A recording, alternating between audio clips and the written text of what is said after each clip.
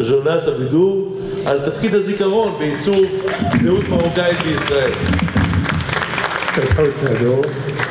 אני רוצה להודות לדוקטור אנדרי לוי על ההזדמנות הזו להשתתף בכנס האקדמי של מימון האקדמי, שבעצם היה נקודת התחלה במסע האקדמי שלי.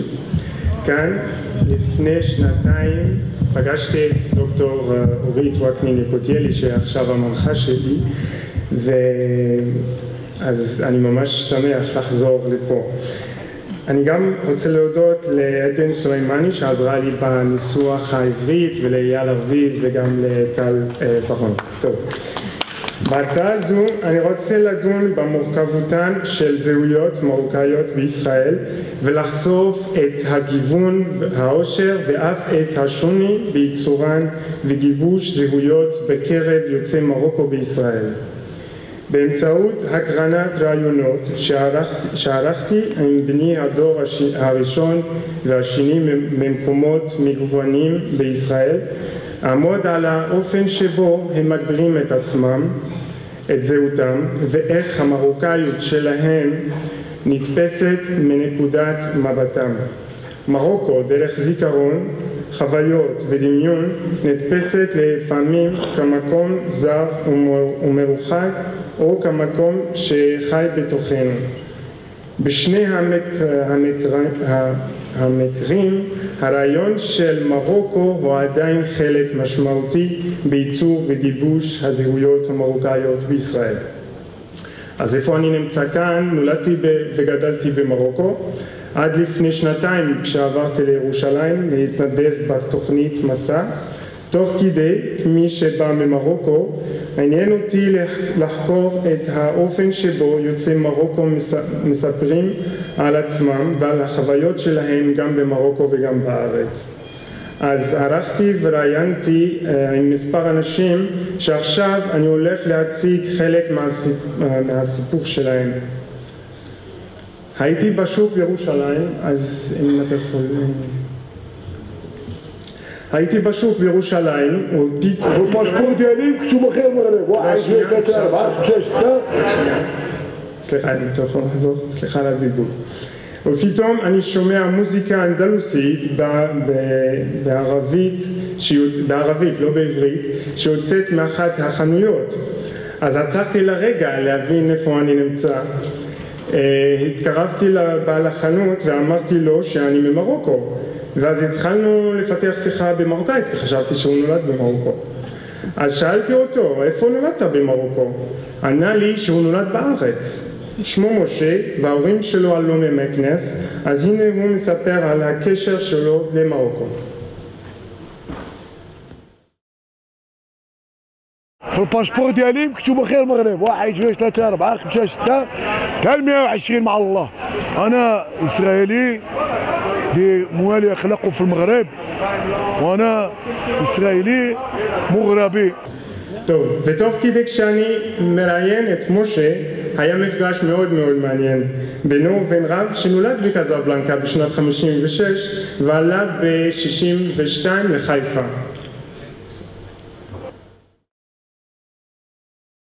هذا مغربي ديالنا وزيت عربي لا يهودي تتعلم هنا بنزا קזבלנקה. אני שאלתי את אמא, עכשיו היא עדיין חיה שתחיה, שאלתי אותה האם את רוצה ללכת לבקר במרוקו. אתה יודע מה היא ענתה לי? אני פשוט לא רוצה לומר מילים קשות, היא אמרה במילה בערבית לי אחדרها, שלא נצטרך לראות את המקום הזה. כל כך החיים בתוך אומה ערבית, אמנם אומה אוהדת, אבל אין כמו בבית. האמת היא שלא הייתי, ואני מאוד מקווה שגם לא אצטרך להיות. هو رجع شكنا جيرانك سمعتيش خخامين في المغرب كانوا كيمشيو مع الجلابيات الطربوش ماشي بحال السكناج. حنا السكناج حنا فين موشة ابو تينو ايوا كتمشيو ايوا هذا ربي حي من شوف دافيد ازولاي كيجبالو ابا شابو ماشي بحالو فهمتني. ها المغرب ديالنا هيدا كتمشي. תודה. הרעיון הבא עם דוד בוסקילה בחיפה. הוא עלה לארץ בשנת 54 מקזבלנקה בגיל 17. אז פה אני שואל אותו איך הוא מגדיר את עצמו. בואו נראה מה הוא ענה. Aujourd'hui, je suis israélien. Non, je ne sais pas, ni ça, ni ça. Je ne connais pas. Je suis israélien. J'ai Théouz, israélien. Mes enfants israéliens, ils s'en naissent tous ici. Là, Baruch Hashem. וכששאל... שנייה. נחזור עוד קצת. אז אחרי 10 דקות, או 10 דקות, כששאלתי אותו למה עלה לארץ, אז הוא אמר שבגלל ציונות, והוא אהב את ירושלים. אז השאלה המבוקשת שלי הייתה, אז למה אתה גר בחיפה ולא בירושלים? Moi j'aime Haïfa. Ça me rappelle Casablanca. עכשיו אני אציג עוד קול של אישה, נטע חזן, שנולדה בישראל וגדלה על הרעיון של מרוקו. ראיינתי אותה לפני הנסיעה הראשונה שלה למרוקו ואחרי שהיא חזרה. I feel very connected to the place without even to be there, because it's like it's my origins and it's my family and it's the roots, and I have my grandfather is buried there in Fez. But maybe I will come and it will be like the shock of my life, that I will like feel that this is my land and those are my people, that I will really like feel connected, or that I will feel stranger, and I don't know. אז הייתי במרוקו.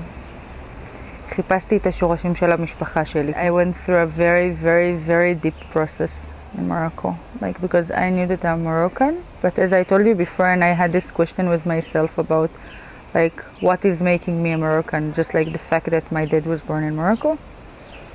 And then I just like, I saw everything. I saw everything. I saw my roots. It's not that I just found it. I could feel it. حسيت إنه هذا بيتي، إنه هذا وطني، إنه هاي أرضي.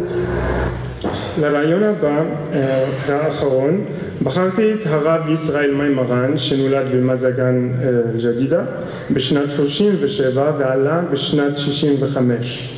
הוא קיבל השנה את אות יקיר ירושלים. הזיכרון שלו מחזיר אותו לתקופה של המלך מוחמד החמישי שחזר למרוקו מהגלות וגם למותו של המלך. Mohamed el-Khamis, sultan al-Maghreb, est entendu dans toutes les rues, dans toutes les maisons juives et arabes. Al-Islam Tidna, Mohamed el-Khamis, sultan al-Maghreb. C'était vraiment la joie, on était très contents. Ça, je me rappelle. Et de temps en temps, ça me revient. Et surtout, ça me revient des souvenirs quand il est mort. Allah yarhamou.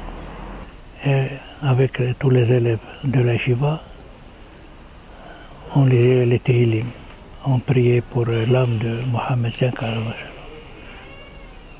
Il y avait un groupe, ça je me rappelle, un groupe de jeunes qui passaient. Ils récitaient tout le temps.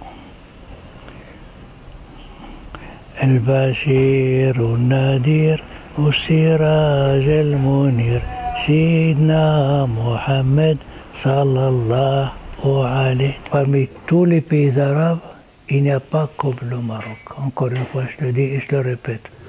Allah ya'ammar hadar. Allah ya'ammar hadar.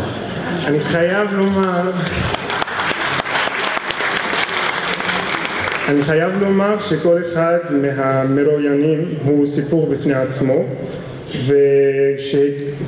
ושהקרנתי רק כמה קטעים שמראים את המורכבות ואת הדרכים השונות שבהן יוצאי מרוקו בישראל בוחרים להגדיר את עצמם. אם זה בקשר למלך, לשפה, לעיר מולדתם, לדמיון